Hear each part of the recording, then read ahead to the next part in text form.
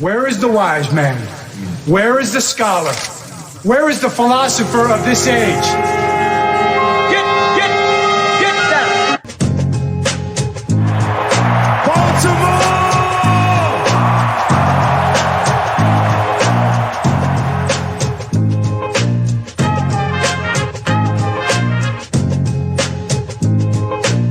What are they getting? Everything out of me. They gonna get a Super Bowl out of me. Need that. Need that.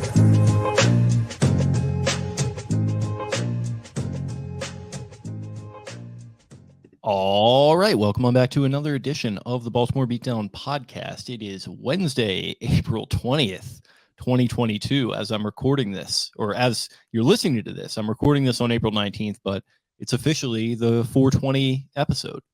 And I'm joined on my screen after a little bit of a hiatus, gallivanting around down in the South by Spencer Nathaniel Schultz, just blowing fat clouds into my face on the screen over there. How's it going, pal?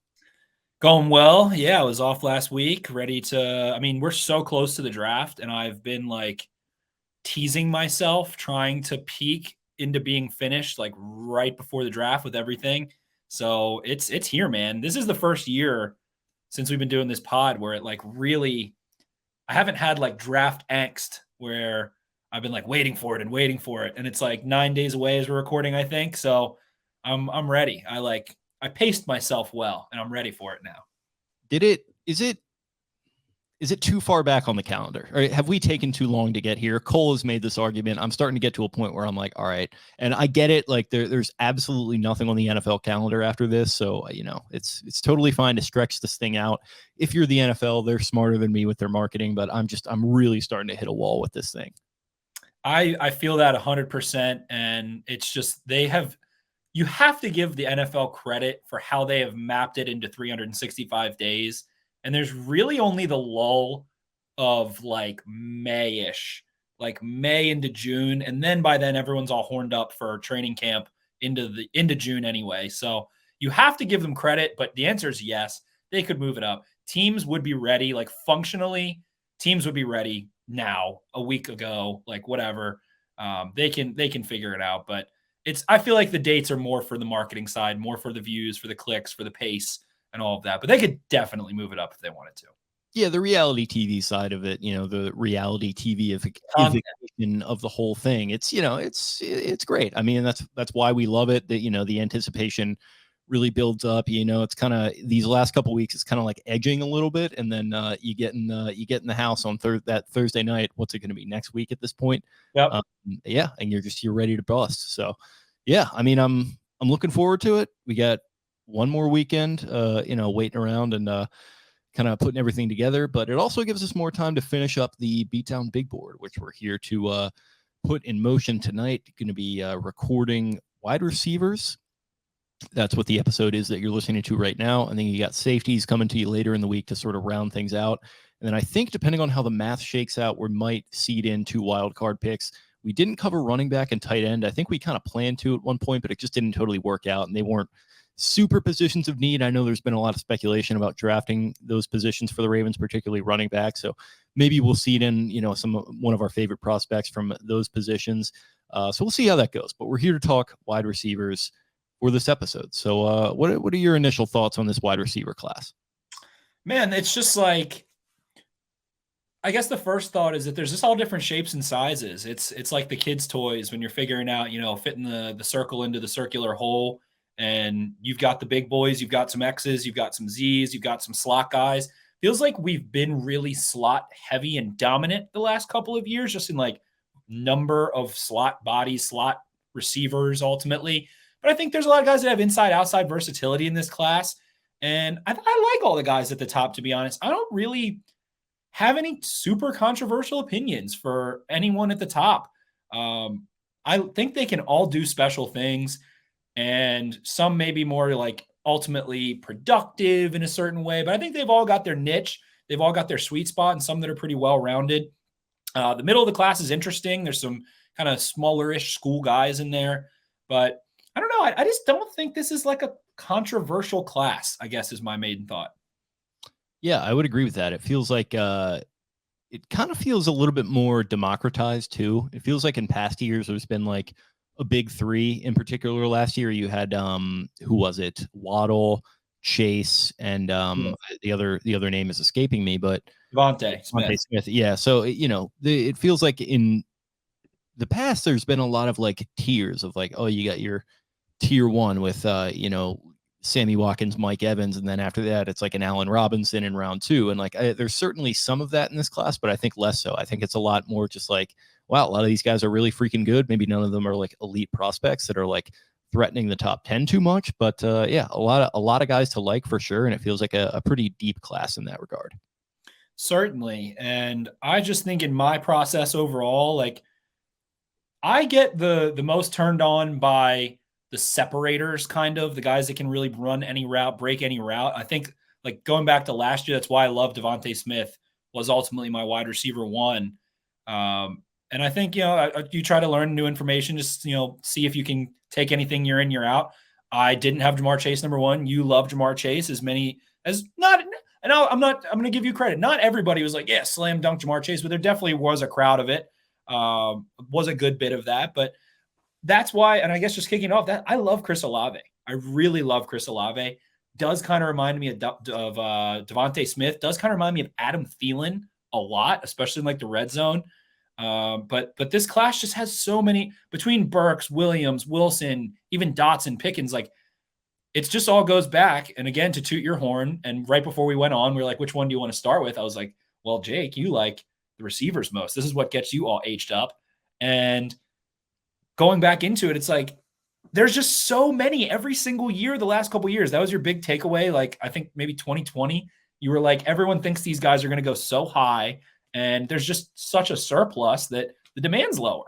The game has changed. The 7-on-7s of the world, the passing game has taken over in college so much more than it was 10 years ago. So it's just really going to be interesting to find out where these guys end up falling. Like my point that I meant to make with Olave was, I think for me, he's my one. He's the guy I do like the most. I have graded the highest. Could maybe go in the second round, and I'm not surprised at all. Like someone could go 30 picks ahead of him. I like him the most, but I can completely understand why Jameson Williams or Burks or whoever it was could go, 11th or 9th or whatever it is, and another one goes in the second round. So I just don't think teams are as desperate, especially in this class, with how the receiver kind of atmosphere, I guess, has shaken out over the last couple of years. So I'm very interested to see how it plays out ultimately. Yeah. Who did, the older millennials and the young Gen Xers pretend to be when they were out playing pickup together? Guys like Dick Butkus and like 85 Bears, defensive players, that kind of thing. Game changed a little bit. And then younger millennials like us, and I would assume Gen Z guys, younger Gen Z grow up, and I'm Peyton Manning, I'm Randy Moss, I'm Tom Brady. When, you're playing the pickup games and all of a sudden everyone wants to be that, then you get some guys that actually have some athletic ability. They can go be that. And now they're all that. Every single player is a great wide receiver, it feels like, or, a great young quarterback. It feels like there might be a quarterback bubble coming up at a certain point. That used to be the joke 10 years ago, was we can't find 32 people to adequately play quarterback in the NFL. Well, it feels like with the rules changes and the way kids are growing up now, with these 7-on-7s and everything, it feels like there's a quarterback surplus. So the shift has been happening all around us, and I feel like it's pretty much happened at this point. This bubble with the wide receiver position has kind of burst. And yeah, a guy like Olave, a guy like Treylon Burks, a guy like Garrett Wilson, in my opinion, who I also love, they could have well been top 10 picks even a couple years ago, but I just feel like for couple different reasons, and that surplus certainly being one of them, these guys are maybe going to go a little bit later, but I think that's also okay for them. It's going to help with expectations. It's going to help them maybe sort of make a little bit of a smoother transition to the league. And I don't know. I don't think any of these guys are lacking for the talent or the ability to do that anyway. So I'm really excited about this class too. I like them a lot. I guess we can start with Olave. He just glides, man. He's just looks like he's floating on a cloud when he's out there on the field. He's so much fun to watch. He, little context on him, he probably would have been one of those, top guys. He might have gone before Rashad Bateman last year if he had declared like he could have done so. A lot of people were expecting him to do so, but he returned to school to Ohio State, catching passes from Stroud this year. And just had another good year, and he's ready to come in here in 2022 and be a top pick. And he's a baller, man. Certainly is. Ohio State has been churning out those wide receivers. just can break off any route in any direction so cleanly, can flip his hips, can use nuanced footwork, nuanced head movements to manipulate, find blind spots. He's just an adult, like at wide receiver, it feels like. He is just ready to go. I was pretty surprised he went back to school last year, to be honest. Before we fell in love with Bateman, that was my like stupid Twitter, like Olave to the Ravens in like October or whatever. And we fall in love with Rashad, and I probably would have had a higher grade on Olave last year than Bateman. And maybe that would have been like the two guys I wanted ultimately. But Olave, to me, again, I really think there's a lot of similarities to Adam Thielen. Seen Calvin Ridley out there. Some of those things. The one thing he doesn't do, he's not dynamic after the catch. He can run away from you. You know, if he's got a crease, catches the ball, he's got an alley, he can run away. There's not really much in the realm of breaking tackles, making guys miss, anything like that. On the other end of the spectrum, I think his kind of trump card in outside of just being able to break inside, outside, and the versatility of playing inside, outside is like we're now in the generation of, and especially with our boy Hunter Renfrow, the Senior Bowl routes, the one-on-one crazy fancy routes that are going on in the end zone, like the insane double, triple moved, herky-jerky like stuff we've been seeing. He isn't that, but he is so nasty at creating separation in goal-to-go situations, so precise in change of direction and manipulating leverage, things like that. Just routes dudes into oblivion, gets himself wide open. I think he is a goal-to-go touchdown maker, and that's why I like that Adam Thielen comp. But does have the juice over top, so can still threaten very vertically on the deep ball, playing as an outside receiver. So just a really well-rounded game. And again, I compared to Devontae Smith a little bit earlier. I don't think he's as twitched up maybe, but I just like everything about him, man. He's not going to make guys miss. That's not his forte. And maybe now with the Ravens and putting the purple glasses on, having Bateman and Brown, maybe he's not what they need in that room ultimately. But to me, just overall grading guys, he's going to do well in the NFL. I don't know if he's going to be ever a 1,500-yard guy or anything like that. But I think you're getting a consistent producer that can move the chains, that can play in the intermediate, whatever role you need, whatever room you have built out, he can fill in the weak spot. If you don't have someone who can work in the intermediate, he'll work in the intermediate on inbreakers for you. If you don't have someone on the outside who can win one-on-one, he's going to do that. So I just think very well-rounded, very safe, very safe player that's ready to run routes in the NFL. I think his game will translate well, and I'm excited to see where he lands.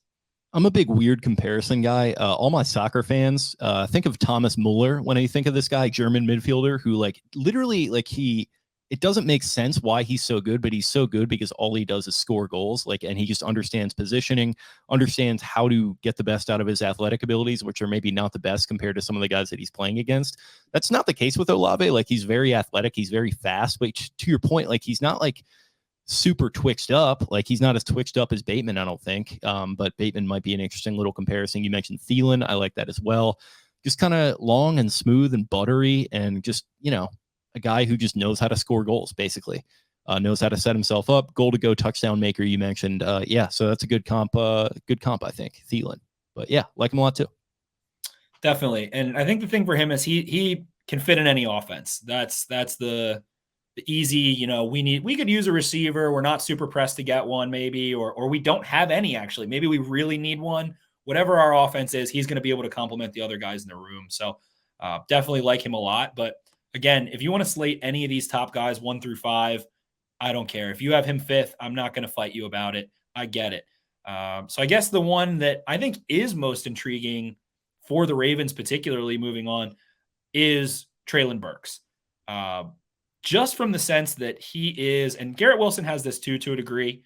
Well, it does, but after the catch, so dynamic, so strong, able to be the guy that you can flip the ball to and go gets action for you, but also brings playing above the rim, does bring functional strength as a route runner, does bring functional strength as a, being able to beat press in limited opportunities he had, has explosive speed, has like it feels like he has the fight or flight speed where like his 40 was a 4.55, whatever, but his football speed is outstanding. He can run away from guys. and he just brings it, man. You just feel the competitor in him. People are going to want to compare him to Debo. People are going to want to compare him to, all these different receivers. I just think he's a fun player to have. And in terms of what this Ravens offense, if you want to draft someone now to make this offense go, if you wanted to go the receiver route, what he can do after the catch, what he can do having gigantic hands, playing above the rim, working the middle of the field, those kinds of things, just a monster kind of. I like the A.J. Brown comp for him a little bit. Can go up and get it in the red zone, can be that like dominant alpha above the rim. Little disappointed in him as a blocker. Would like to see him break some dudes off, a la Metcalf, a la Brown. And sometimes, he's not the most crispy route runner or whatever. He's not Chris Olave at all. But I think ultimately he is just a damn good football player that could probably play on defense in the NFL if he had taken that path instead. And I love the fact that this dude likes to hunt wild hogs with a blade that we learned from an ESPN article 2 weeks ago. So I think he just brings that edge to him. He seems like a really fun player that I think would be incredibly complimentary into this Ravens offense. Yeah, if you're one of 30 to 50 feral hogs, you do not want to be in Treylon Burks' front yard because he will take you down. 6'2", 225. And kind of my first note to tie it into the Ravens was fits the exact profile of what I feel like the Ravens need at wide receiver right now. If you were going to say that they do have a need, I know some people argue they don't. I am not one of those people. I think they could very much take a guy at some point, even if it is in the first round. And you got Bateman at 5'11". He's kind of your shooting guard type guy. You got Hollywood at, whatever, 5'8" and a buck, whatever he is. 6'2", 225. Like I mentioned, he's that perfect profile. He can play on the boundary, to your point. Brings a lot of juice to all facets of the game. He's got a lot of manufactured touches from Arkansas, which I really like to see because it just shows some versatility because you get the plays, playing above the rim, like you mentioned a few times there, but you also get the dump the ball off and he just houses it against whatever defense that was on this highlight tape that I'm watching. But just a fun player, an interesting kind of unconventional guy for this position. You already mentioned the feral hogs thing. I think he's a former outfielder too, like an all-state outfielder. So he's kind of got that Cedric Mullins in him a little bit. And just a rangy, fun, weird player who I think would fit in really well to what the Ravens need at wideout. Definitely 6'7" wingspan. And you just see it so much throughout. And again, he does lack maybe the nuance and like of these receivers, the one who you could see going like getting put in a bad situation or a not ideal situation, more so not being as productive, maybe being the B word out of a first round pick. Maybe I could see that more with him than anybody else, but just the ability, if you're playing a team that's very physical and you're having trouble, they've got good DBs, you're not able to, they're sticking on your guys, someone that you can just flip the ball and he's going to go get you some damn first. He reminds me of James Washington, but he has the horses in the back. James Washington did not have the horses in the back, but people were like, oh, this guy's going to be like a running back at wide receiver. And he did not have that kind of power. Treylon Burks does, I think. Definitely. And just watching the way, and again, it makes it easier when he's doing it in the SEC, making SEC defenders look like fools in the open field, toasting Alabama, be able to just be dynamic with the ball in his hands. It's fun to watch. And it's something I think the Ravens could definitely use right now. If they wanted to say, how can we maximize our wide receiver room right now? He's the guy that adds the missing element and that teams are worried about underneath. And if you don't have that really elite physical athlete to match up with him, he is going to bitch you with the ball in his hands, it feels like. So I really like Bleacher Report scouting report on him. I think Nate Tice nailed it on him very much so. But the unique skill set is just awe-inspiring. I think he's kind of like what people thought Laviska Shenault was. I think that's another good way to put it. That just hit me a little bit. He's a souped-up Laviska Shenault. More dangerous down the field, more dangerous after the catch. But Shenault, has that running backism to him, but can't run away from you like that. So Burks, to me, very interesting player, very excited. But again, of these top guys, if he does not have great production, I think he would be the least surprising in that sense. And moving on, comparing him to the Jameson Williams, Olave, Wilson, maybe even Jahan Dotson. But I guess that kind of sums up our thoughts on Burks there. And you're a Wilson guy, so give me your feelings on Wilson. Yeah, so it's funny because my notes on him got erased, but like I've been watching him, I feel like for a long time. He's another guy who he's been there with Olave, like I mentioned, and he's just pretty much a professional wide receiver right now. Like, I feel like he could step onto an NFL field right now, and he's going to have to, obviously, at some point this fall. And he could go up against a pro cornerback and he could beat them one-on-one. And I feel like that's not the way that it is for some of these other guys that we're talking about. I feel like he is, I forget who put it exactly like this that I was listening to the other day, but he is a matchup winner in a way that other players aren't, meaning release packages, good, route running, good, and just hands. He's just kind of slippery in a way that Olave is, but he's just, I feel like he's got plenty of juice. He's got plenty of competitive drive. He's just, he's another beast at the position, man. He's another guy who 5 years ago is probably, we're talking about a top 10 pick. The measurables don't really jump off necessarily. He's 6 foot, 183 by what I'm looking at here, 32-inch arm. So, just solid and just a solid all around game. I think some people have mentioned polish is maybe a little bit of an issue, but I don't know. Like, there's something very intriguing to me about the idea. And I've been talking about this for a couple of years, just having 3 number 2s as opposed to like, oh, we're just going to rely on 1 number 1. I feel like that's much more the flavor of the day right now. And I feel like he's kind of fits that mold to a T, and he could maybe bring you some plus athleticism and plus competitiveness. So yeah, I love Garrett Wilson. Definitely. Has a nice jab step, release wise, solid. I think he, isn't quite as like, if you have to poke a hole in his game, it's that he's not attacking blind spots as often, or he's not like setting guys up with head usage, and just not quite as nuanced, but like more of an attack style receiver that's going to go right after it. After the catch, fantastic. Put him in, RPO underneath offense, put him on the Chiefs, put him on the Cardinals. He is going to give you juice after the catch. Great after the catch. Great weapon underneath.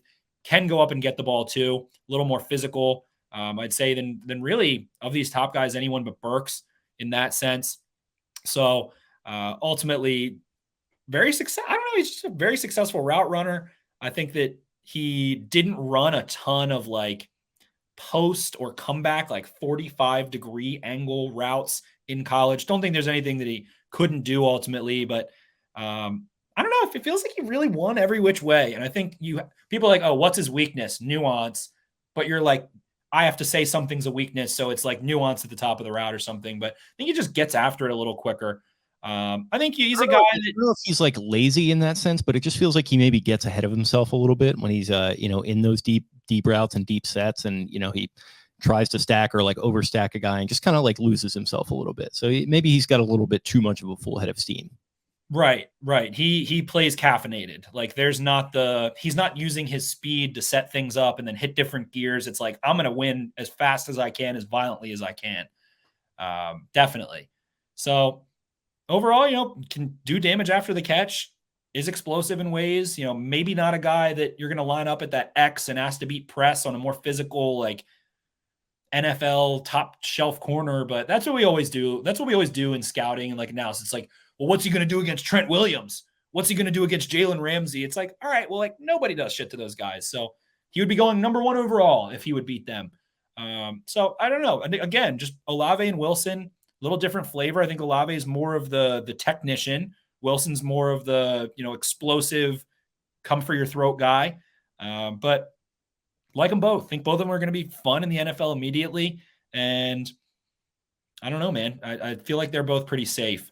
Again, just think that he provides a little bit more of the springiness above the rim than anyone but Burks. And he's not quite as that, like, going to be labeled like the gadget guy like Burks is. So can give you a little bit of everything ultimately in his game. And I think of all the receivers, like he's probably the one that is the most towards the middle. Like he's not the worst at anything of these top 5 receivers. Like Burks isn't as nuanced. Olave can't do as much after the catch. Williams doesn't have the play strength that he does. So I think he might be the Goldilocks here. He might be the Goldilocks.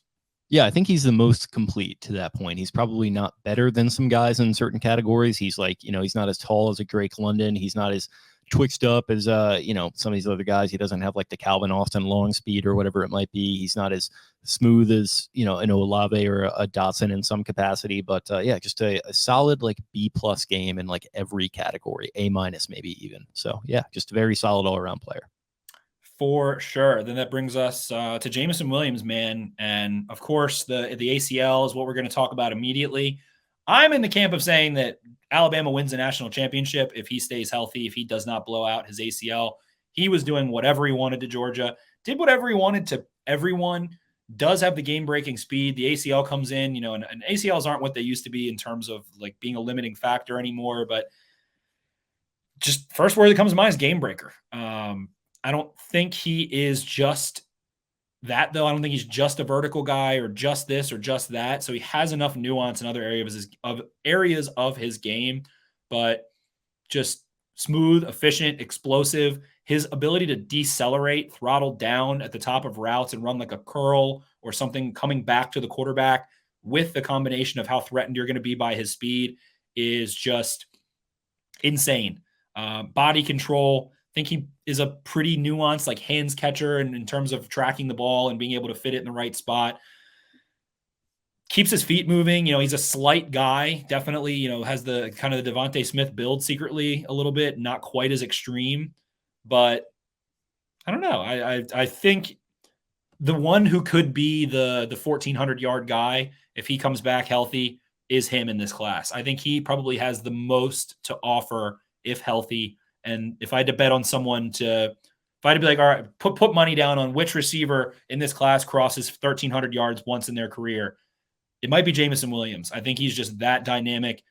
His speed is that legitimate. And I don't know. I think he is going to be an absolute weapon in the NFL. Yeah, I'm totally with you. And it's easy to forget that he's also 6'2". Like when we're talking about guys like this, we're usually talking about 5'11", like at the tallest. I mean, 6'2", 189. He does look a little slighter on tape than that, but like, man, he's got size and he does play above the rim a little bit to what we've been talking about. So yeah, I mean, no deep cushion, no off coverage is safe against him. And he beat press and, close man a little bit more often than I was probably expecting. Also, to your point, little twitched up. He can come inside on the intermediates and those deep routes when he cuts in a little bit towards the post. And yeah, he can leave guys behind him in that respect too. He just adds a little bit of a gear for him there. So yeah, just a fun watch. And yeah, no coverage is safe against him, no matter how deep you want to play it. So just speed. And I put somewhere between Will Fuller and Jalen Waddle is kind of what I would expect. I like that a lot. Definitely. So it is a pretty loaded class in that sense. I would say maybe not like last year or whatever, but again, who's going to go where? What's Williams' injury? And honestly, if I had to bet on who comes off the board first, I do feel like it is Williams. I think so too. ACLs are not what they used to be, to your point. Like he's going to come back and he's going to be making impact for somebody this year, I think. I think so too.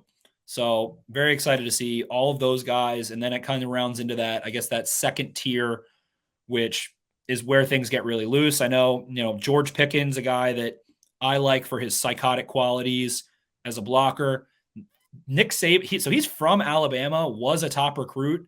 And Nick Saban didn't want to recruit him because he was such a head case, but he's a head case on the field. So it's I just think it's a funny dynamic ultimately. Makes a big catch against Bama in Georgia's national championship run.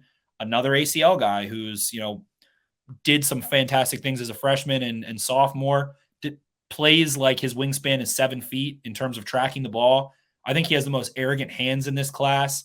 He's going to block his ass. He has bloodlust on the football field. He wants to hurt people. It was a violent SOB with a mean streak a mile long.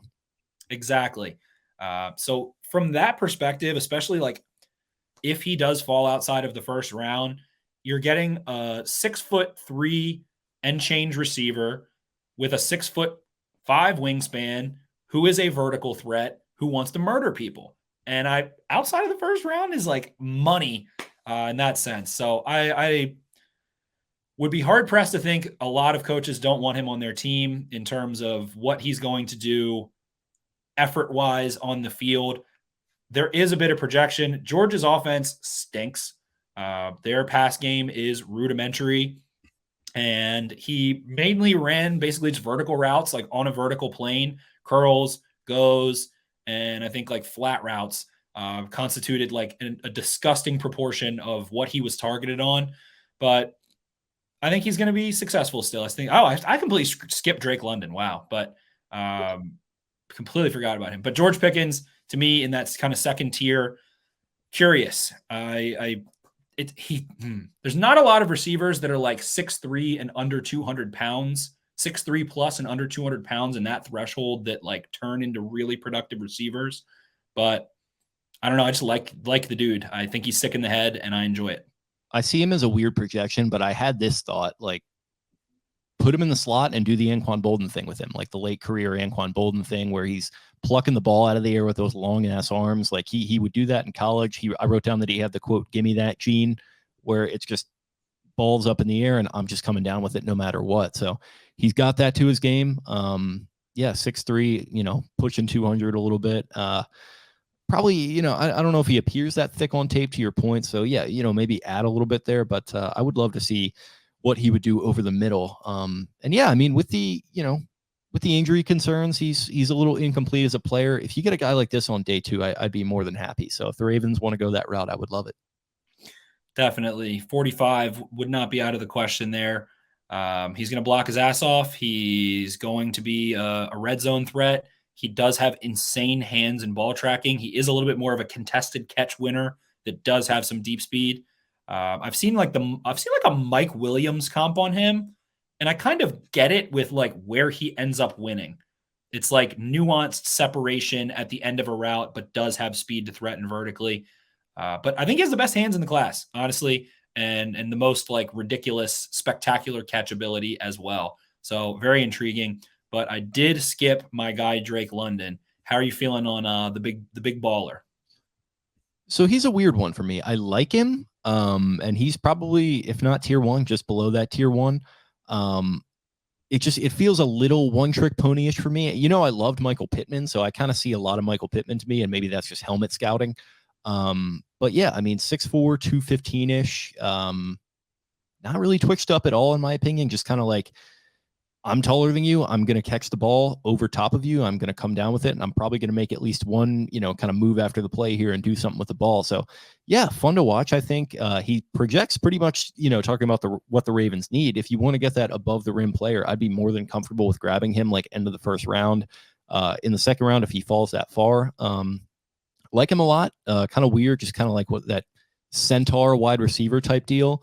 And Ravens, it's just like, exactly what I'm talking about when I say that. And Ravens, my only hesitation might be that they tried this with Miles Boykin and it didn't work out. But like that, to me, is probably a little bit more of an attitude thing. I trust Drake London is going to develop quicker and better than Miles Boykin ever did. So if they want to go that route, I would like it because I do see some Pittman and I liked Pittman a lot. Yeah, he can definitely. I completely skipped him in this whole conversation, and many listeners are probably like, "What an idiot!" But can sink his hips. He can't run away from you, but does play above the rim, and everyone's going to talk about his basketball background for the next 5 to 15 years, depending on how good he ends up being. It's just really interesting that he is dirty after the catch. He's not fast, but he is filthy after the catch for whatever reason. He gets it, driving the lane, going to be the like I can hear Kevin Harlan saying that. Brandon Marshall to his game in that respect, I think.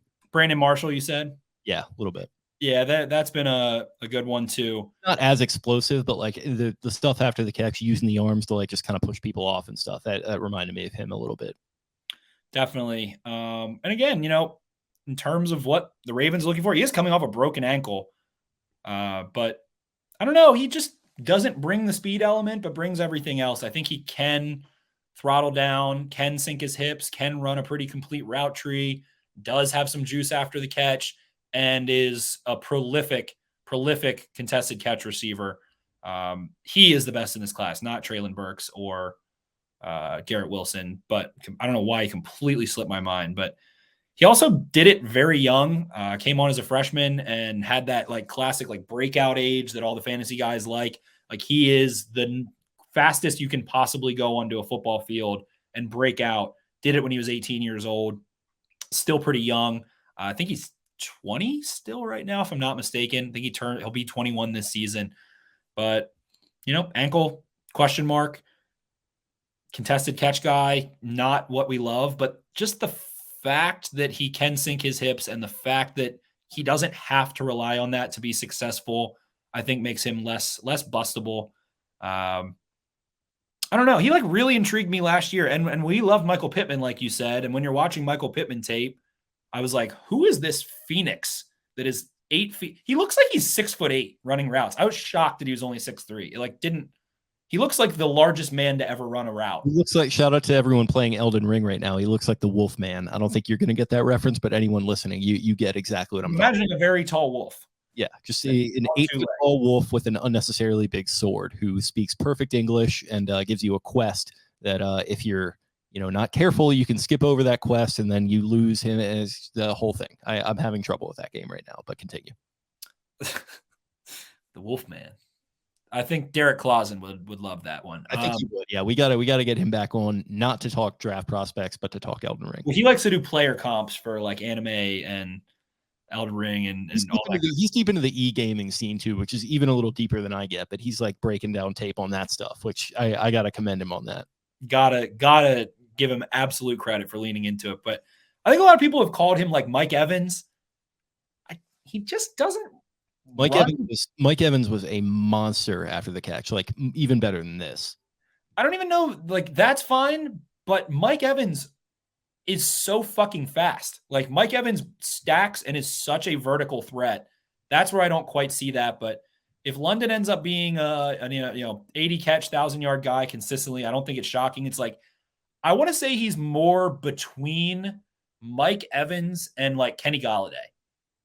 Somewhere around there. Like I feel like souped up Kenny Golladay is a good comp for him, where he has more after the catch and is just a little bit more like lethal in ways. But I think Galladay's even a better kind of vertical stacker. So he is going to end up having to rely on being a contested catch guy, but production was insane. Breakout age insane. Again, though, him and Pickens, just like people comp him to, and I can't remember what he weighed in at. I think he's like 212 or something, 214 from his pro day. There's just not a lot of sub like 220 receivers that are over 6'3" that end up being really productive. Like it's like AJ Green and like 3 other guys in the last 10, 15 years that have ended up being that productive. But London, I don't know. First, if you want an first round player, sure. And I think he can go do some things out of the slot. He can run a nice route tree, sink his hips in and out, do some things after the catch. So very curious to see how he pans out. But I think like Kenny Golladay plus. So I think first round player, who knows about that ankle, didn't run the 40 to maybe for the best idea that he could have is not to run the 40 probably. You're not drafting him because he's someone who runs by guys. But you do get enough after the catch. You do get that contested catch element. I don't know. That's why this class is hard to stack. Him and Treylon Burks are both very unique, larger guys. You got Williams, Wilson, and Olave that are all, reasonably sized or like normal sized kind of, and just can't wait to see how it plays out. Yeah, he's going to be a fun one. So who next sticks out to you from kind of that next tier? Let's see who I got on my list here. You like a little Jahan Dotson? Yeah, Jahan Dotson also probably is going to be very productive. So this is my first note, and this, maybe it'll sound counterintuitive. I don't mean this as an insult to Drake London, but I said I found Drake London's tape a little bit boring, and Dotson's tape was the exact chaser that I needed to get the juices flowing a little bit. So I wrote combo of short area quickness plus long explosiveness when things open up. Pretty special in that department, which, funny little anecdote here is my brother-in-law is a big Penn State guy. We were in New Orleans for his bachelor party when they were playing Maryland, and he and like all his Penn State buddies are rooting for Penn State, obviously. And then me and my brother and a couple other people rooting for Maryland. Maryland's like winning 17-14, like late in the fourth quarter. And then what do you know? Fucking Jahan Dotson over the middle, just houses one and just completely crushes the Terps' hopes and dreams right there. So that was kind of I wouldn't say my introduction to Dotson, but that was a big like, okay, I got my respect for this guy now. Also, Kyle Andrews, former Baltimore Beatdown writer, is on the Penn State beat now, and he's been talking him up for a while. So I like him a lot. He's definitely not the. I think a lot of people going into this process were saying he was going to be in that top tier. He didn't quite have that final season, but man, he's another guy that's reminds me a little bit of Olave with how smooth he is with the release packages, ability to get open. Uses his hips and his limbs a lot, like in his process of getting open, which I think is fun. He's just like really fun to watch. He kind of plays with his hair on fire a little bit, but there's just a certain smoothness to it that I really like. Just a total operator in every respect. doesn't really have the horses in the back with the physicality. I think there's going to be a little bit of a culture shock getting to the NFL in that respect. He's not much of a willing run blocker. So yeah, it's I saw a Manny Sanders comp, which I like a lot. I think he would be kind of perfect in that role, and he'd be a really fun player. I think no matter where he goes, I think he's just going to be a good pro. Definitely probably going to end up more of a slot body. Think he can, win on the outside a bit, but going to be a slot body. The nuance in the head fakes and the way he's able to open his hips up and, turn an inbreaker into an outbreaker, run like those blaze outs, 420 blaze outs, out of the slot, and just completely torch guys on a lateral plane. Very special, I think. Brings the vertical speed, so he is going to be able to take the top off as a slot vertical threat. Going to get matched up on safeties a lot, going to get matched up on slot corners, and I think he's going to torch some dudes. If I want a receiver and I have other needs and I'm not pressed in my receiver room, it is difficult because, again, there are just so many more slot bodies and slot capable receivers. But if you're like, all right, we've got an X, maybe a team like the Titans, but we've got an X, we've got someone who can work, and we could just use a second round player, late first player that is going to be able to win consistently. Kind of reminds me of Elijah Moore, I would say, a little bit too, from last year. So Dotson, I think, will be productive. Like you said, doesn't have the horses, not the biggest dude, but really, really, really filthy in his releases as a slot two-way go player, and will be productive, I think, to a pretty heavy degree there. Fun one-handed catches too. Couple of those, which that's you love that. You love to see that from a guy. Has some definite hands arrogance for sure. Think he, had some drops here and there, nothing that was too insane, but him and then kind of like, I'm curious about the dude Sky Moore, where he ends up. I feel like he got a ton of hype early in the process and has kind of died down at this point, but those two can definitely move in and out of the slot and do some dangerous things for you at the stem. Definitely. So we're kind of exhausting my list here. All I have notes left on is Christian Watson. What about you? Let's talk Christian Watson then. Watson, I mean, it's weird. He has like the weirdest combination of vertical speed, able to sink his hips, does not know how to catch the football, drops the absolute piss out of the ball, but his combination of size and ability to throttle down, stay low, work in like tight quarters as a route runner, very, very, very impressive. Had a nice Senior Bowl, consistently showed up there. Kind of reminds me of like Chase Claypool if he didn't play like he was, had like a fullback's mentality kind of or something. So I think he brings like a basketball nuance into the ability of being like a vertical contested catch guy. And I think people are like, oh, he's FCS, whatever. If you're productive, you're productive. I don't know. He did it at the Senior Bowl, so I'm not super worried, but does drop the absolute piss out of the football. Yeah, weird. It's a really good combo of explosive, smooth, and long. Good long speed, long player, weird player. Reminds me of Burks a little bit in his usage in that respect. They 5 carries, I think. Yeah, exactly. So they found ways to get the ball in his hands, and he was the best athlete on the field every time he got out there. And that's not just an FCS thing. I think he probably would have been playing, pissing in the tall grass with the big dick dogs, no matter where he went, athleticism wise. But he does drop it a little bit too much. He's probably not super twitched up and everything. So he's going to be a weird projection. It's going to take some development, but fun player. I would take a day 2 flyer on him if I really needed a wide receiver. Definitely. Was also an All-American FCS returner. He had 55 total carries. He had like 15 carries last year for like over 100 yards. Just dominated, man. So get him on the field as a returner early, a 6 foot, 6'4" returner with 4.3 speed. Just kind of like reminds you, like, I don't think reminds too much, but just Ravens relevant. Like as a returner, he is like a Duvernay. Like he is going to punch a seam and there's not going to be a bunch of wiggle or anything. He is just going to try to rock a seam and take that crease and go. But more of kind of a linear guy at times. Curious to see how he gets used. Just a boomer bust prospect for me. He's an all-time tester. I think he had like 15 drops in not that many targets total over the last 2 years. like 70 total targets or something like that. So curious there, but you'll also see him make some ridiculous catches. I don't know, just very boom or bust. And it's an interesting kind of comparison between him and then I guess the next guy. I don't know if you watched any Alec Pierce. I did not. So, I mean, same thing. Outstanding tester.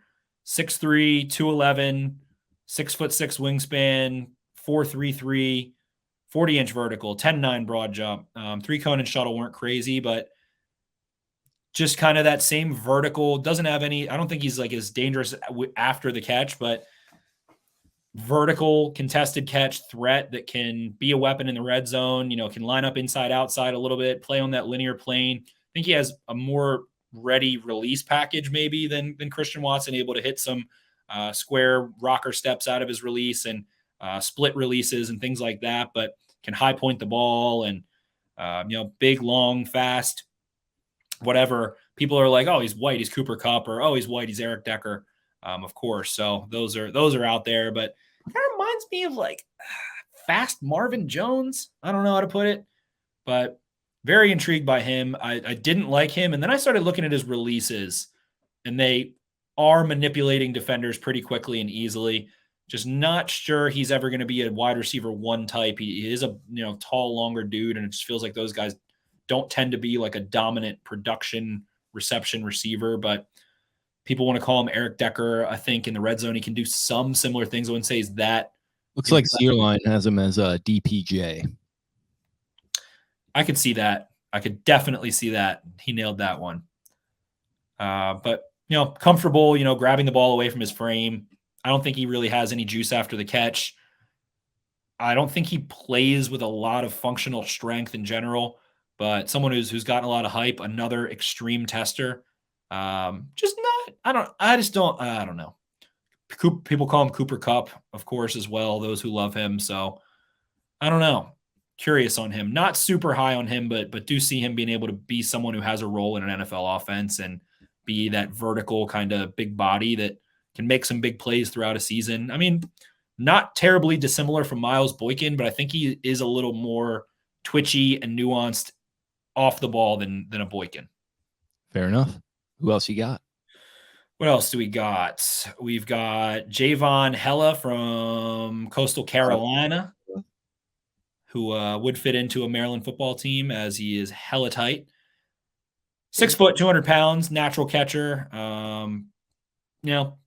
Skinny, but I think he can be explosive. I think he can kind of be that long, quick strider that can work downfield.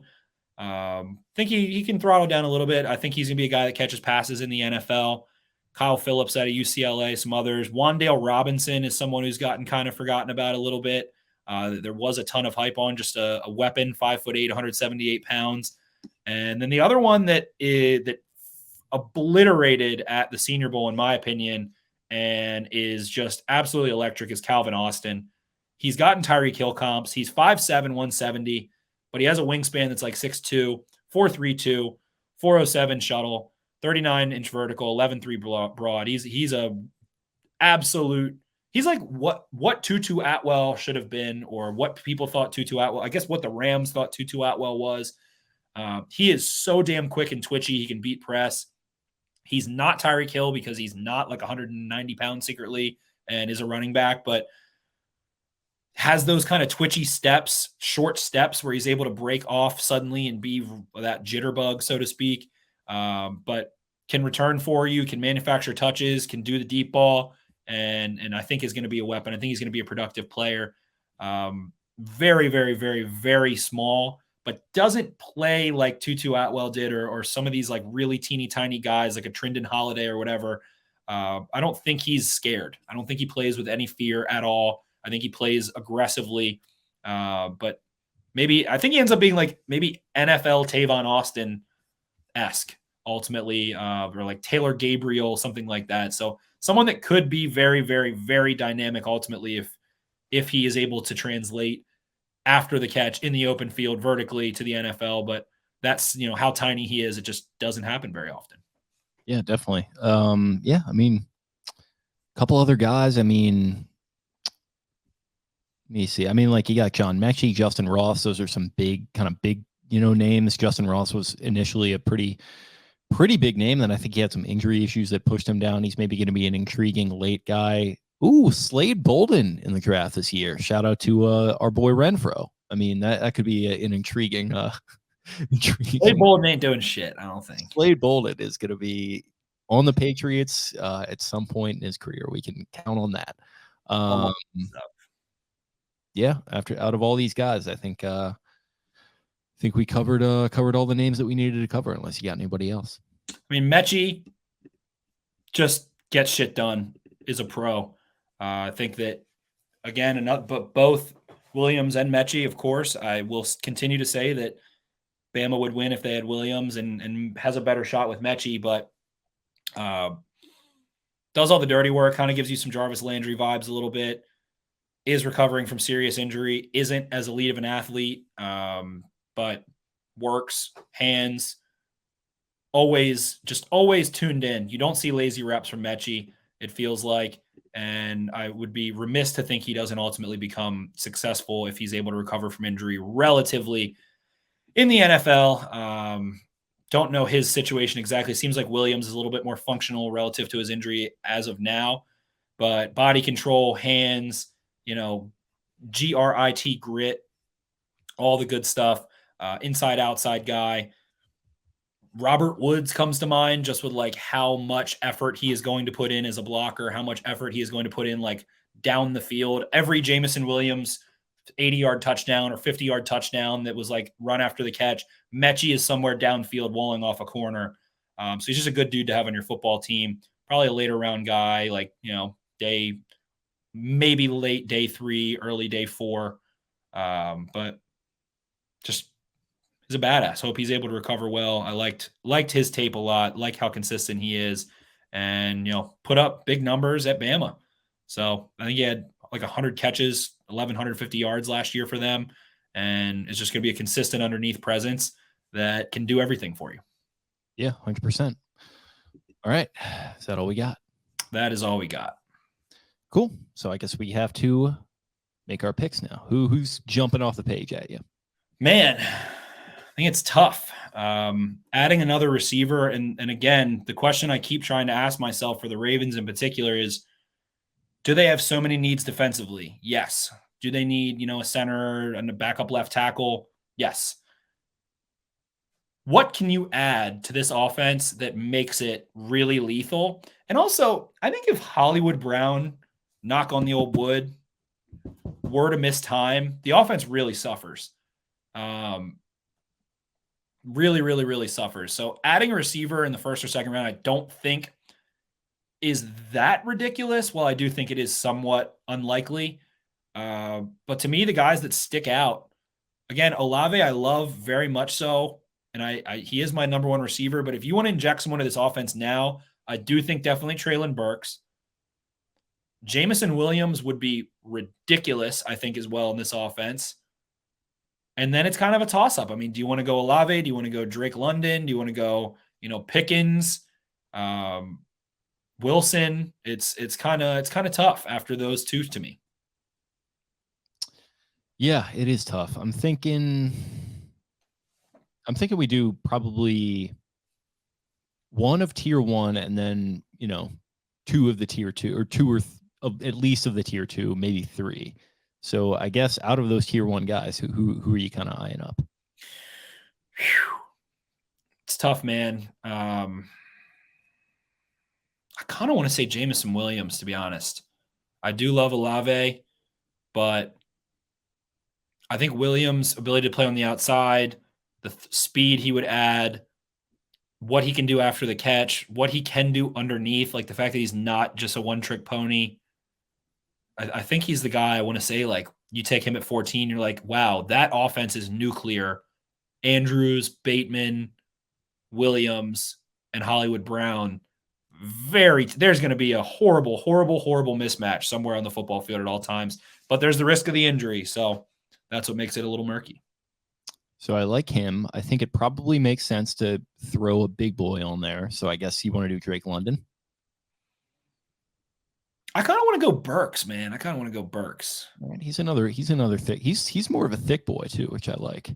Yeah, I think he's more in that like 6'2" but 225 range. Like I think he's got the good build. And again, I think in this offense he provides that immediate after the catch brute force that they've just lacked for so long to move the chains, break tackles, force missed tackles. And London does that too, but I feel more confident in Burks translating to the NFL with it. George Thickens. He's definitely a fan favorite. I think we should throw him on there. He would be at 45 or not there. They're not going to take him at 14. They're not going to take, he's not going to last past 45 if he makes it there. So definitely cool with that. All right. So last pick. I'll leave it up to you. Man,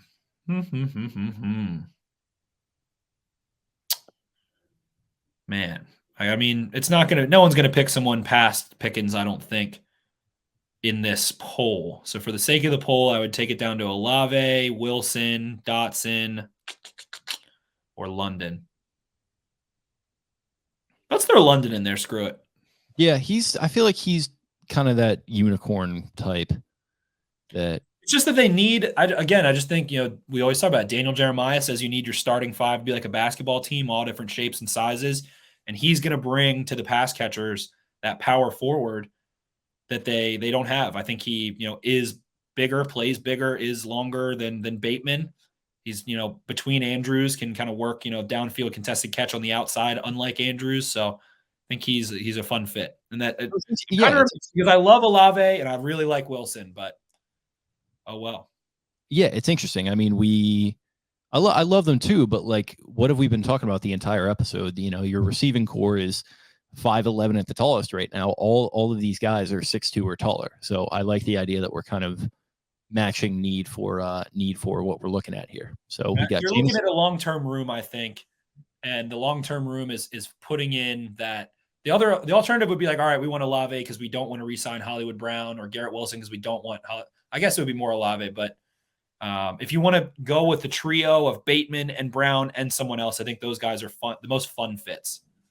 100%. So we got A, Jameson Williams, B, Treylon Burks, C, George Pickens Jr. III, and D, Drake London.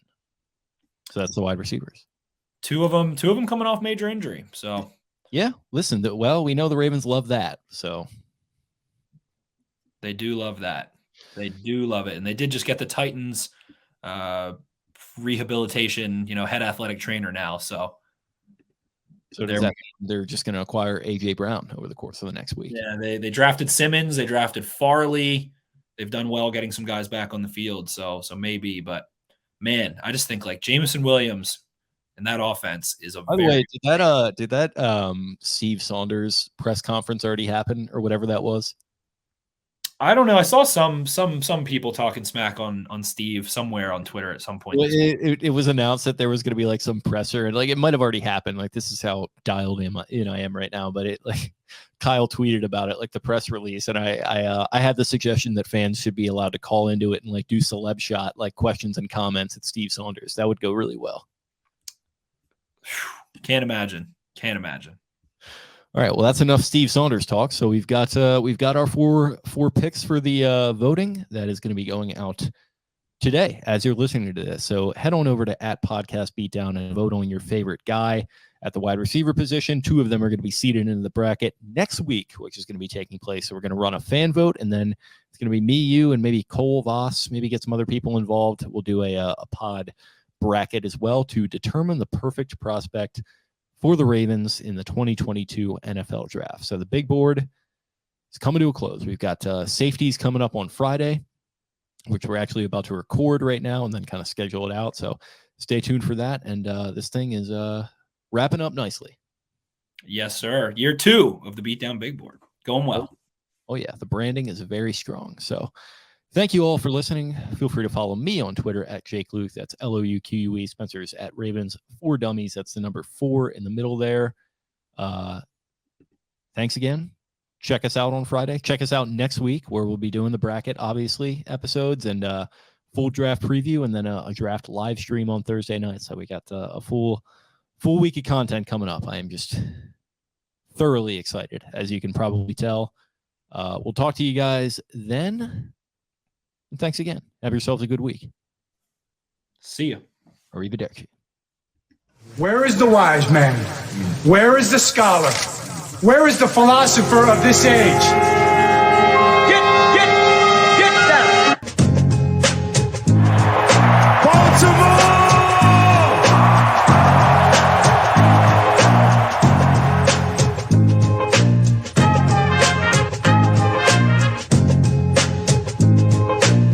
What are they getting? Everything out of me. They gonna get a Super Bowl out of me. Believe that. Believe that.